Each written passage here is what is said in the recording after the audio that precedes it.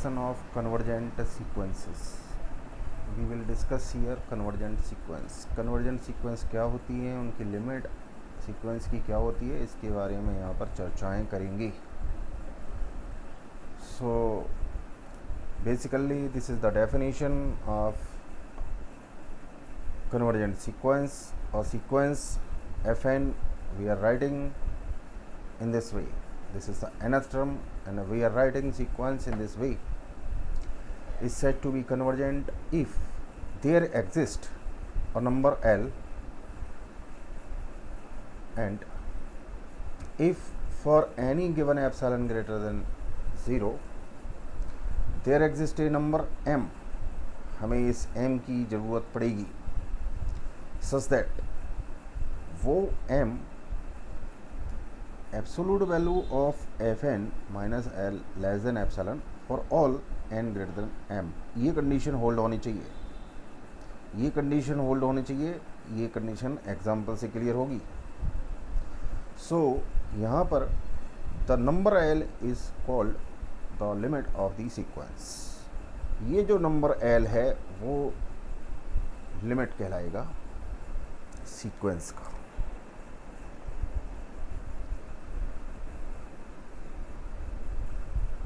हमारी जो सीक्वेंस होगी हम उसको डिनोट करेंगे fn से और उसकी लिमिट होगी l. तो हम कह सकते हैं कि सीक्वेंस, ये वाली सीक्वेंस fn कन्वर्ज करेगी l के लिए. सो इसके कुछ नोटेशंस हैं. Limit n tends to infinity fn equals to l, या फिर limit fn equals to l, या fn tends to l as n tends to infinity. कुछ नोटेशंस होते हैं, जनरली उनको नोट कर लेते हैं. सो वो नोटेशंस है वो तो बेसिकली इंट्रोडक्टरी पार्ट में हम लोग डिस्कस कर लेंगे. And if a sequence fn is convergent, we say that limit exists. अगर कन्वर्जेंट है तभी हम कह पाएंगे जो भी लिमिट है वो एग्जिस्ट कर रही है.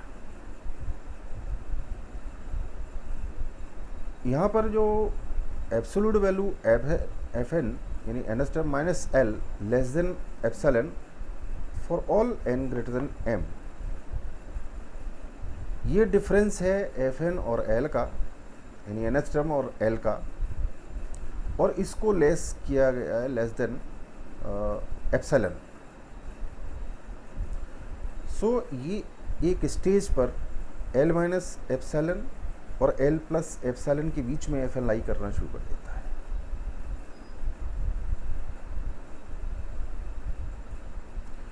और एक सीक्वेंस कन्वर्जेंट होगी, converges to L. A sequence converges to L if and only if it lies in each open interval around L. तब कह सकते हैं वो L पर कन्वर्जेंट. और अगर सीक्वेंस की कोई लिमिट नहीं हो, एग्जिस्ट नहीं कर रही हो, no limit, if a sequence has no limit, तो सीक्वेंस को कहेंगे डाइवर्जेंट. अब यहाँ पर एक बेसिकली क्वेश्चन है जो कि जनरली यूजी क्लासेस में आता है. So that the sequence 1 upon has limit, the sequence has limit 0, और इसको ऐसे कर देते हैं an equal to 1 upon n, then show that limit this one equal to 0, या an को हम fn sn कुछ भी ले लेते हैं generally. So this is the nth term, an equal to 1 upon n कुछ भी ले लेंगे, और हमें we have to show that this one, इसकी जो लिमिट है 0 के बराबर है, इतना सा शो करना है, प्रूव करना है, सिद्ध करना है, कितना सा आएगा. सो यहाँ पर ये गिवन है क्वेश्चन में, इतना सा दिया हुआ है, या फिर 1 अपॉन n हैज़ लिमिट 0. केवल यहाँ पर प्रूव करना है सीक्वेंस की लिमिट 0 है या नहीं है. सिर्फ इसको, इस डेफिनेशन को यहाँ पर यूज़ कर लेंगे. इसको प्रूव करने के लिए बेसिकली ये डेफिनेशन का प्रूव करेंगे. So suppose this one equals to here, और ये जो जीरो दिया हुआ है वो इसकी लिमिट है, एल के बराबर मान ली, suppose this is L. So limit n tends to infinity f n that is a n. So limit n tends to infinity a n equals to zero equals to L, ये इसको L मान लिया। अब इसकी तरफ आ जाते हैं, limit ये तो गिवन है, so therefore for any given epsilon greater than zero, for any given epsilon greater than zero there exist M, वो भी एक नेचुरल नंबर होगा। So there exist M belongs to N, वो इस कंडीशन में फिट बैठना चाहिए। Absolute value of 1/n minus zero, 1/n यानी एफ एन या ए एन जो भी दे रखा है यहाँ पर 1/n। So this is 1/n minus L, L तो ये जीरो लिया हुआ है, सो लेस देन एप्सिलॉन। इतनी सी कंडीशन यहाँ कर ली, तो इसको जब सॉल्व करते हैं तो इतना सा आ जाता है 1/n लेस देन एप्सिलॉन और n ग्रेटर देन, ये इनइक्वालिटी की इनइक्वालिटी से यहाँ पर कर लेंगे, तो इनइक्वालिटी तो पता ही है बेसिकली, तो इनइक्वालिटी से ये n greater than 1/n epsilon आ जाएगा। अब हमें इस चीज़ को थोड़ा सा और एनालाइज कर लेना है, और वो एनालिसिस क्या होने वाली है उसको देख लेते हैं। वो एनालिसिस बेसिकली ये है कि यहाँ पर अगर हमने लिया 1 लिया नेचुरल नंबर, x और y में जा रहे हैं, अगर x कर दो 1 2 3 कर दो एंड मैनी मोर पॉइंट्स। अगर हमारी जो सीक्वेंस है 1/n है, अगर यहाँ n इक्वल्स टू 1 रखते हैं तो 1/1 यहाँ सपोज यह 1 आ रहा है। अगर n इक्वल्स टू 2 रखते हैं तो फिर 1/2 आएगा। n इक्वल्स टू 3 रखते हैं तो इससे छोटा आएगा, 4 रखते हैं तो छोटा आएगा। सो इस तरह से एक बार तो ये आ गया, फिर 1/2 पर ये आएगा 1/2, फिर 1/3 पर ये आएगा, फिर 1/4 पर इस तरह से आएगा। एक टाइम पर ये इस तरह से लगभग इस तरह से वैल्यू आना शुरू हो जाएगी, यानी एफ एन या ए एन गिवन है 1/n। सो a1 यहाँ पर हो जाएगा 1/1 दैट इज 1, a2 1/2, इस तरह से चलता जाएगा। तो एक सिचुएशन पर ये वैल्यू एक अप्रॉक्सीमेट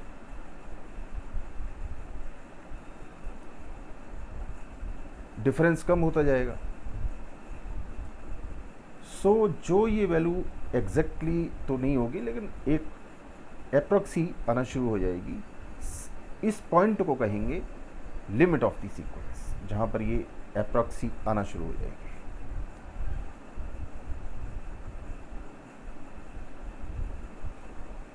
और जो वैल्यू मिलना शुरू होगी वही इसकी लिमिट होगी। तो यहाँ तो ये ग्राफिकली यहाँ पर देख लिया। सो अभी हमने देखा था n हमारा जो आ रहा है n ग्रेटर देन 1/एप्सिलॉन, और n greater than m।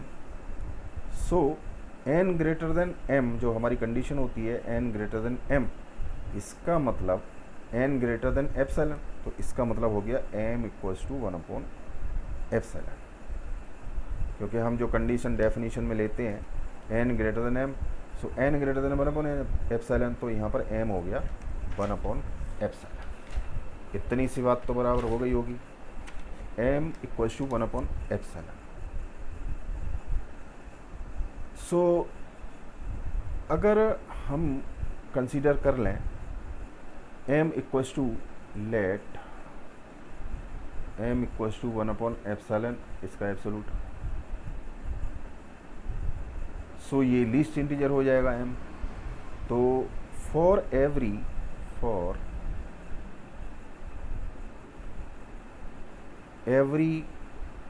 Epsilon greater than 0 there exist m belongs to n, ये होता है। ओके, तो जो कंडीशन है सच दैट, ये सच दैट लगा लेते हैं 1/n minus 0 less than epsilon, for all n greater than equals to m। ये कंडीशन यहाँ पर इस फिर भी सेटिस्फाई करेगा, तो यहाँ पर कह सकते हैं कि 1 limit n tends to infinity 1/n equals to 0। इसको इस तरह से प्रूव कर लेते हैं। अब हम देख लेते हैं एक और एग्जांपल, हम m को कैसे फाइंड आउट करते हैं, तो यहाँ पर उम्मीद है कि और ज़्यादा क्लियर हो जाएगा। सो एग्जांपल नंबर 2 यहाँ पर डिस्कस कर लेते हैं।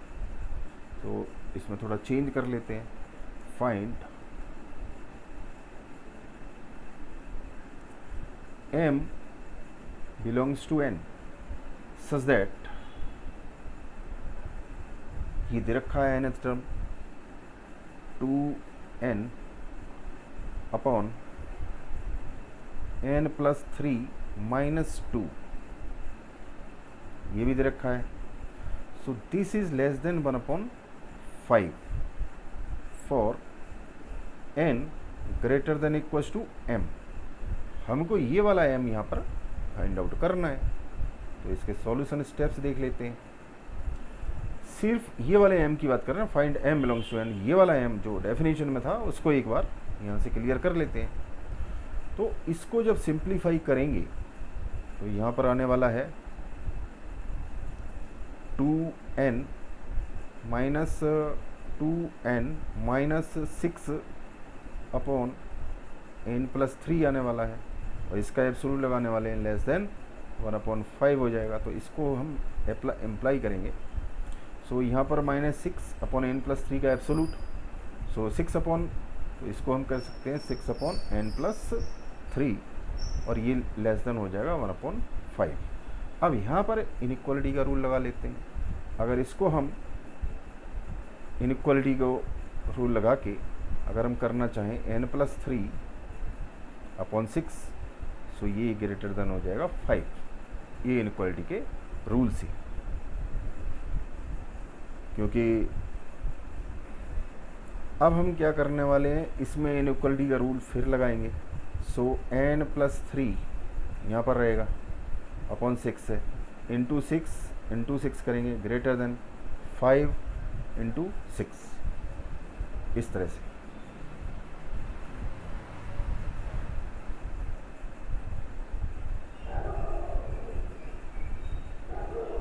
इसमें into 6, so into 6,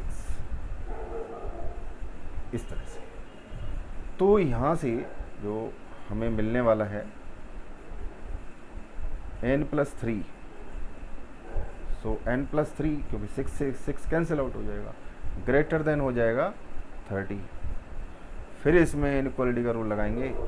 so this implies that n plus 3 minus 3 greater than 30 minus 3। Inequality में इस तरह से करते हैं। सो यहाँ पर हम फाइंड आउट कर लेंगे n ग्रेटर देन 27 आने वाला है। n ग्रेटर देन 27, इसका मतलब जो हमारे डेफिनेशन है n greater than m। So यहाँ पर m बाय डेफिनेशन, अब हम बाय डेफिनेशन की तरफ चल लेते हैं। By definition we take positive integer, we consider और वी टेक और we will take positive number integer m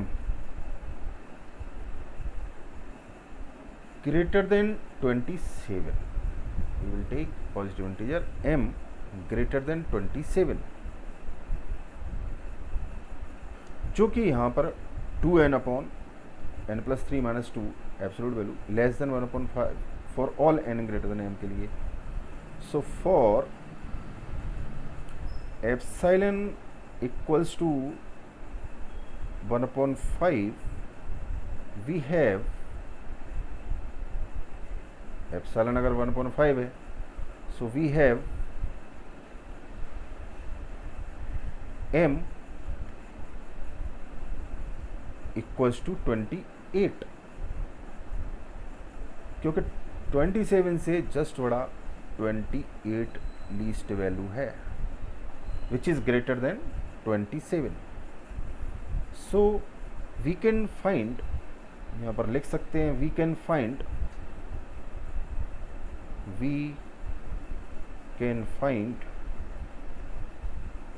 m belongs to n for